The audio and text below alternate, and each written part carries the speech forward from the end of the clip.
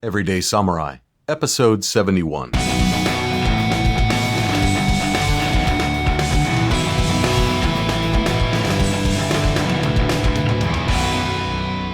Greetings, friends, and welcome to Everyday Samurai, in service to your liberty and the security of a free state. How do you do? Thank you for being here. I wonder if you think about Sonshi no Heiho as much as I do, and by that I mean, of course, Sun Tzu's The Art of War, but in Japanese pronunciation. The phrase that most often comes to mind is, all war is based on deception. And when we look around at the world today in 2026, approaching the 4th of July, even that American holiday is kind of based on a little bit of deception, because the Declaration of Independence, celebrated on July 4th every year, was really the outward-facing expression and explanation about a legislative act that had been carried out 2 days earlier. You see, the United Colonies of America and what would become the United States actually seceded from Great Britain on July 2nd with the Lee resolutions. That was the actual legislative act that separated those colonies from their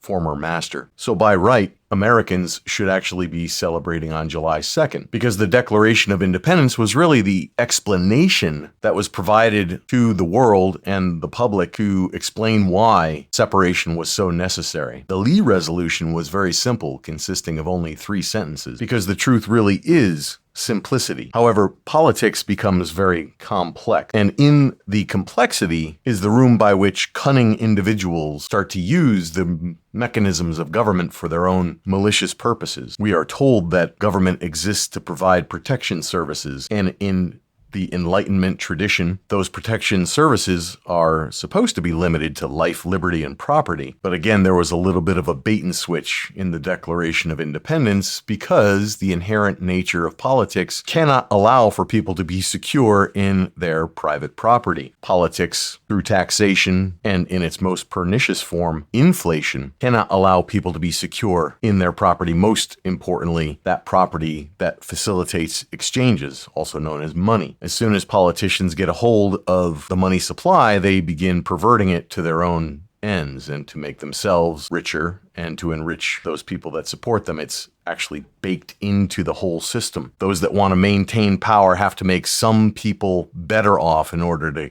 gain the support to maintain that position. But in so doing, they inevitably make some people worse off, which is why politicians always have to pick and choose. In most cases, this winds up being an oligarchy, but it is done in the name of supporting the common people or the downtrodden, which is, again, in 2026, why you see politicians pandering to minority groups that are supposed to be oppressed. And it becomes even more absurd as time goes on, because that process of political churn means that the beneficiaries of the tax system become even smaller, while those that become plundered expand. Politicians need to continually find new sources of income, new areas to tax. And of course, in order to do that, they need more excuses to expend, which again is why the reasons that they need to justify more programs become even more absurd. So cutting through delusion is a big part of the warrior's process. The task of the warrior is to see clearly so that they know when the use of force is justified and legitimate. Again, it's very clear. The legitimate functions of government are protecting life, liberty, and property of the constituent. But just as the Declaration of Independence substituted property with the pursuit of happiness, so too, every little deviation from principle leads to spiraling effects down the line. Just like in precision shooting, the idea of having a sub-minute of angle level of precision is to be pursued in the equipment, but then after that, it's all shooter error. But 1 minute of angle extended out over longer distances allows for an even wider shot group. So if you get below 1 minute of angle, you can expect to have more accuracy going out at further distance. This is why we want to have precise language when we discuss politics. We need more precision, because when you start to make applications of political theory to specific instances or cases, the possibility of error grows. So without stipulative definitions, we can't really know what liberty means in other people's mind, which again, to be a true political economist requires precise definitions and After long study and deep analysis, the conclusion is that the only standard that can be objectively shared across personalities is private property, a physical, tangible thing in the real world. But the political case cannot allow for a system of governance that protects private property because their subsistence strategy, not only for themselves but for their power base, the popular support that keeps them in office, depends upon expropriating some and enriching others. But doing so strictly through the use of force is not viable because there can only be a limited number of those expropriators, which is why deception is so inherent to the political process. It is necessary. Politicians cannot get away with brute force only. They can use intimidation. They have to make themselves appear to be omnipotent. But really, the action of politics is one of deception, convincing people that they can get something for nothing simply by leaving it all up to government to provide, such as through socialism, healthcare, education, retirement, and all the other things that go into these wars of deception. Not only is the war on terrorism a tragedy based on impossible standards, but so too are the wars on drugs, the wars on poverty, the war on want. All these things that politicians and bureaucrats promise are in the quote-unquote public interest turn out to be nonsense when you actually dig into the details. And I got to see that firsthand. Believing in the war on drugs is why I got into law enforcement in the first place, and it took me all over the world, and I got to see it firsthand, not only in local law enforcement, but on the international front as well. And now, having been armed with the tools of praxeological analysis and political economy, I can see that all of that was just a ruse to justify more expropriation of regular people and their property, all in the name of protection. But the real protection has to simply be people being secure in their person, property, and effect. That's a free state. So when you see public officials making up impossible programs, things that they can never deliver on, recognize that that is part of the ruse that is necessary to perpetuate this game, this system that they rig in their favor. But thankfully, Americans in the Declaration of Independence and in the Lee Resolution and in the Constitution have specific measures that allow for restoring order. That is, restraining the political caste and all public officials to the limited delegated functions that we, the people, have granted to them through constitutional delegation. And it is not an act of rebellion to simply enforce the law, although there will be, of course, the uses of force. It is not civil war. That, too, is part of the deception. Those that claim a civil war is necessary to restore order are part of the deception, whether they are mired in it themselves or perpetuating it. Cutting through that delusion is recognizing we, the people, are the government, not merely public officials, the politicians, the bureaucrats, the technocrats, and the oligarchs that orchestrate this false system do not hold a monopoly on the use of force or governance. And if they did, we, the people, have the right to alter or abolish that system and find new safeguards for our liberty. That is our right and duty, according to the Declaration of Independence. But these documents are not magical. No government is carved out of the fabric of the universe itself. These are man-made institutions, and they can be and should be altered or abolished whenever they are destructive of the ends for which they were created. So we'll jump back in to the reading of Dr. Edwin Vieira's By Tyranny Out of Necessity, the Bastardy of Martial Law, because Chapter 9 clearly states that Americans are not engaged in a civil war when they simply defend themselves against rogue public officials who attempt to impose martial law. Let's begin. In looking to the Declaration of Independence for guidance as to the illegitimacy of martial governance at this juncture in the course of human events, a comparison of and contrast between the situation which confronts this country today, the threat of martial governance by rogue officials who pretend to represent Americans, and the circumstances that obtained in 1776, the actual imposition of martial law against the colonists by the king's minions, must be kept in mind. Today, rogue officials would attempt to impose martial governance under the color of the law of war and the international law of belligerent occupation, doubtlessly proffered the plea that we, the people's resistance to oppression at their hands, especially through the people's invocation of the principles of the Declaration of Independence, constituted advocacy of or actual participation in a species of civil war. This claim would be false. First, one must be clear as to what constitutes a true civil war. War has been well defined to be that state in which a nation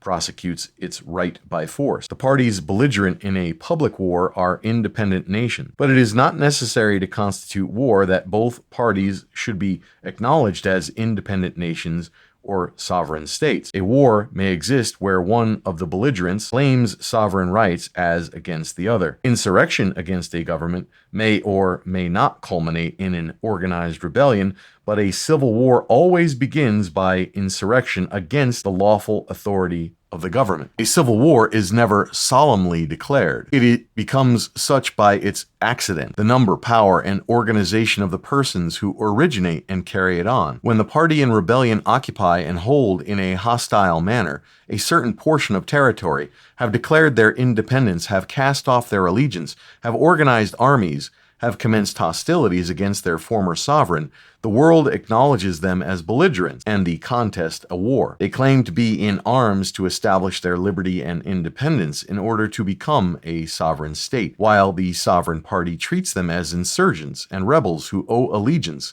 and who should be punished with death for their treason. So a true civil war can take two basic forms: a war for political dominance within a country, through which the insurrectionists attempt to assume for themselves the lawful authority of the pre-existing government, or a war for political independence of one portion of a country from the rest of it, through which the insurrectionists attempt to separate themselves entirely from the pre-existing government without necessarily overthrowing it otherwise. The former case is one of supersession, the latter secession. Second, when two groups are contending for political dominance within the selfsame polity, a possibly incipient civil war involves, on the one side, incumbent officials intent upon retaining their positions, along with their supporters, and on the other side, dissidents and their supporters equally intent upon substituting their own candidates in the incumbent's place, but other than through such standard procedures as elections. The essence of this situation is that at the beginning of the contest,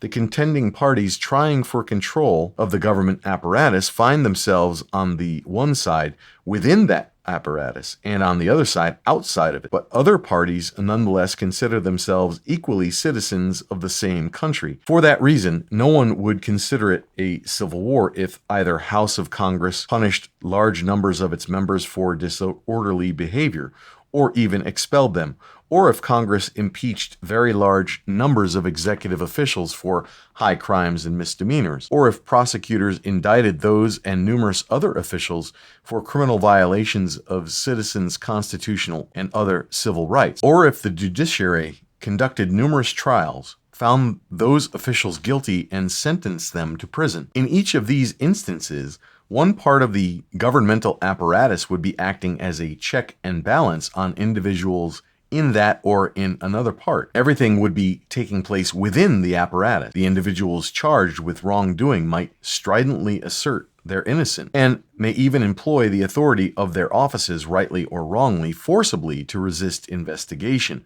arrest, and prosecution. But such resistance would no more constitute a true civil war than would forcible resistance to public officials on the part of any person charged with wrongdoing. That public officials would be involved on both sides would not change the proper characterization of the contest, for no one on either side would be, if he were honest, seek to do more than to vindicate his pre-existing governmental authority, either by removing wrongdoers from office or by being exonerated of charges of his own wrongdoing and then confirmed or reinstated in his position. Similarly, were we the people themselves, through the militia, to execute the laws of the Union against miscreants in public office. For the militia are governmental establishments which constitute a set of constitutional checks and balances, indeed the ultimate checks and balances, and are capable of asserting their explicit constitutional authority at every level of the federal system. In the exercise of that authority, they cannot disregard or exceed the laws they are to execute, and therefore cannot arbitrarily replace one public official with someone else, as do the victors in a typical internecine civil war. Thus, no action by the militia to execute the laws against rogue public officials, no matter how forcible it or resistance to it might become, could ever constitute a true civil war. And I'll take a break for just some commentary. This is the key to the whole issue, to not allow people to vilify the militia, because the militia are inherently civil government institutions. Now, militias have a bad reputation in popular discourse. That is part of the ruse to keep people away from their power. And you can look at this not only in a political context, but in every aspect of your life. Those places where you are afraid to tread are the places where you really have power, and it's hidden from you. This is a metaphysical concept as well. The thing that you are afraid to do is the thing that you must do. When it comes to business or in life, most people have a fear of public speaking. They are afraid of being laughed at and ridiculed. They are afraid of exposing themselves because it goes back to a primal instinct to not do anything that might get you excommunicated from the community. You're afraid to ask the pretty girl out on a date. You're afraid to ask people for money when your services are in fact worthwhile, or the product that you're offering. So many things that we want to do but are afraid to do are right behind our fear barrier. So the task of the warrior is to look fear in the face and tread forward. Move in the direction of your dreams. But again, you will always encounter resistance. Every martial artist or anybody that's interested in fitness also has this on a minor scale, because you can always find an excuse for not working out, not doing stretching, not preparing for what you have to do to be healthy and well, to be physically fit, to be technically and tactically proficient. You can always find a reason to not go to class, especially in our technologically advanced world where there's lots of social media, lots of things that can distract you. You can always give in to that resistance to doing what is necessary and proper for your best life. So too, when it comes to civil government, the militia are the key to constitutional government and enforcing the federal structure that prevents the centralization of power. But it is behind a fear barrier, the fear of looking like a kook. Now, there are indeed lots of militia examples out there that are not aligned with government structure. There are lots of individuals that just want to be gun enthusiasts or really enjoy tactical gear, dressing up and running around in the woods, but they're not real militia. Real militia are, in fact, governmental institutions. And restoring those necessary institutions to the political landscape is part of reclaiming the right to a free state, but it requires work and it requires discipline. In fact, it requires the whole population, in principle, be organized, armed, and disciplined to execute the law. So there's the natural resistance that people have in the same way that they have resistance to meditating, eating right, sleeping enough, exercising, training in the martial arts. You have that natural resistance within each individual, but then there is also the social aspect, because there has been so much propaganda keeping people away from their civic duty and convincing people that as long as you show up to vote once every 4 years or 2 years, that's enough, and leave everything else in the hand of politicians and bureaucrats, knowing that they work for oligarchs to rig the system against individual sovereignty, individual well-being and wealth. And that's also part of it. In order to have the time necessary to train and be organized and meet your neighbors and know them and train with them and be prepared for handling all forms of public danger, you have to have sufficient wealth and financial resources. But that is depleted through the process of inflation, which is debasing the currency. That leads to rising prices, of course, but inflation is not merely rising prices. It shows up as shrinkflation. You're getting less product for your money, more air in the bag of chips, so to speak. Or you find substitutes. You're eating beef less and more chicken, even though beef and steak in particular is the best way to gain sufficient nutrition. But you're dissuaded from that, mostly because of subsidies going to big agricultural firms, part of that crony capitalism that leads to distortions in the political economy. Politicians should not be diverting funds to politically connected firms. They should not be in charge of the money supply. They should be coining money according to fixed weights and measures, but they can't be trusted with that either. So all of these things that need to be overcome are on the other side of a fear barrier. The individual has to overcome it in themselves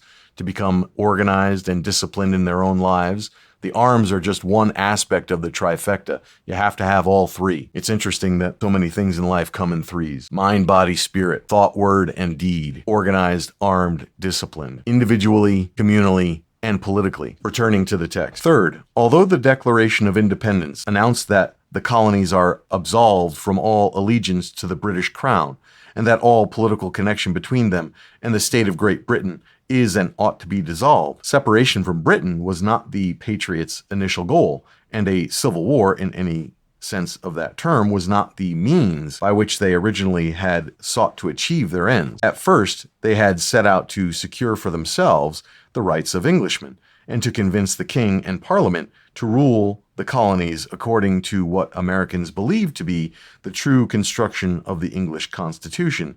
This was not a civil war, but instead was a peaceful, if often tumultuous, political movement based, to be sure, upon resistance to oppression by rogue officials, but with the limited aim of restoring the true foundations of the British imperial legal system, and thereby renewing the polity in both the colonies and the mother country together. That movement for resistance, restoration, and renewal was what the British had initially set up martial law in order to suppress. And that martial law, which had been imposed for that purpose many months before July of 1776, the Battle of Lexington and Concord, for example, having been fought on 19 April 1775, was what the Declaration of Independence condemned. Obviously, martial law aimed at defeating Americans' attempts to secure their independence could not have been imposed until after they had declared it. Finally, the good people concluded that they could not amend the policies of the home government in London because they enjoyed no real representation in Parliament, that they could not change the composition of that government in their favor, and that even armed resistance to oppression in the colonies aimed simply at putting a stop to acts of pretended legislation on the part of Parliament would not bring the king and his ministers to their senses. On that point, the Patriots' only remaining option was independence. So the misbehavior of the king and his minions, including the imposition of martial law, coupled with the impossibility of political reform under the English Constitution, finally precipitated and justified a true civil war between patriots and loyalists, which arose immediately upon the Declaration's assertion of independence in the name and by the authority of the good people of the colonies. Thus, martial law was a cause, not the result of independence, and it constituted a grievance repugnant to the laws of nature and of nature's God, even had it not contributed to the patriots' decision to declare independence. Fourth, patriots trying to enforce the principles of the Declaration of Independence and the provision of the Constitution against rogue public officials today, that is, to secure the rights of Americans, to convince honest officials to perform their functions according to the true construction of those fundamental laws, to deter dishonest ones from further acts of usurpation and tyranny, and to punish them for former misbehavior of that nature, would not be engaged in a civil war, in insurrection, or in any other act against the lawful authority of the government.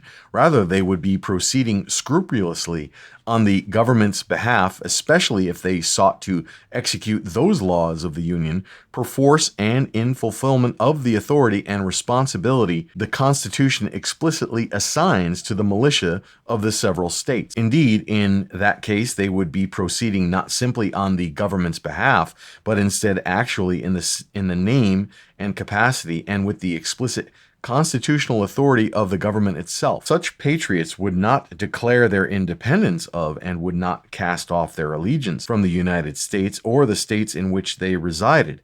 Rather, they would remain citizens of that country and of those states, and would affirm their allegiances by requiring rogue officials to obey the laws of the United States and of the several states, or be punished on account of their derelictions of duty. To the extent that any armed resistance arose against rogue officials, the patriots would not thereby commence hostilities against their former sovereign, but would proceed in the name and by the hands of the very persons who constituted this country's present and permanent sovereigns, we the people themselves, and for the purpose of self-defense, not aggression. And the patriots would not seek independence in order to become a sovereign state, rather, living within a state over which they already were the sovereigns, they would endeavor only to preserve, defend, and enforce their sovereignty against usurpers and tyrants bent upon stripping them of it. If the relatively mild form of martial law the British tried to impose upon the colonies in the mid-1770s was so inconsistent with the laws of nature and of nature's God that it fully justified the good people in that era not only to resist under arms, but also to throw off the British form of government in its entirety and to declare their independence, then, at the present juncture in the course of human events, the good people would undoubtedly be no less justified in asserting their rights of resistance, restoration, and renewal against an attempted imposition of martial governance, albeit without declaring independence. The exercise of those rights for that purpose would not require the good people to throw off their present form of government and to replace it with some new and different form, but only to return the operation of their original form of government to its first principles. The exercise of those rights for that purpose would not involve any form of secession pursuant to which the good people would secure their control over one part of the country while ceding some other part to rogue officials and their controllers and clients in special interest groups, but instead would aim at providing the entire country with the benefits of the Declaration of Independence and the Constitution, leaving nothing for the rogues and their partisans. Thus, the exercise of those rights for that purpose would not in its origins constitute, and would not in its prosecution inevitably require, a civil war, unless rogue officials precipitated it by waging a campaign of martial governance à outrance, for that would amount to an insurrection by those officials against the ultimate lawful authority of the government, we the people. At that point, those rogue officials would have launched a civil war by casting off their allegiance to the people and commencing hostilities against their true sovereign, in effect attempting to usurp an ersatz sovereignty for themselves. Those officials then could and should be treated as insurgents and rebels who owe allegiance to the people and who should be punished for their treason. So there we have a complete mindset shift from what is being perpetrated in popular discourse. All of the things that rogue officials are perpetrating against the people by usurping undelegated authority. And if you do an honest assessment of the current general government of the United States and compare it to what is actually delegated by the Constitution, easily 90%, if not more, of what the general government is involved in is completely against the law. Yet that is what is part of the ruse, convincing the people that what rogue officials are doing is somehow aligned with their delegated authority, is necessary for the perpetuation of this crime. Instead of trying to ask why there is foreign aid or why the United States is involved in undeclared wars, start from a bare bones analysis. Everything that is not delegated is indeed void and null of any legitimacy, and any politician or bureaucrat involved in those undelegated programs should be treated like the criminals that they are.